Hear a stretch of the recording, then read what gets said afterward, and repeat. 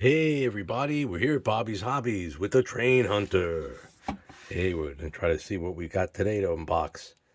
Item number 83005, the HO Amtrak Acela HHP-8 locomotive. So this should be pretty cool. This is probably, I guess, late 90s. Oh wow, let me look at this bill off camera here. See when I got this.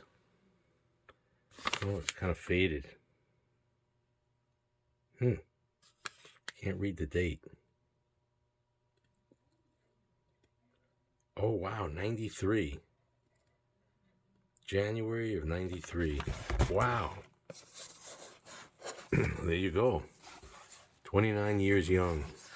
So even this locomotive, which is kind of new, well, for me, is kind of old for you.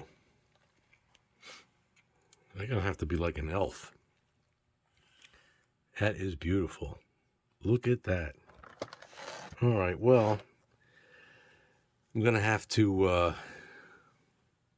look how pretty that is. Sleek and beautiful. All right. Well, take a look, and next little video, there's the top. Look at that. Pantographs. They make some beautiful stuff. Now, who makes this?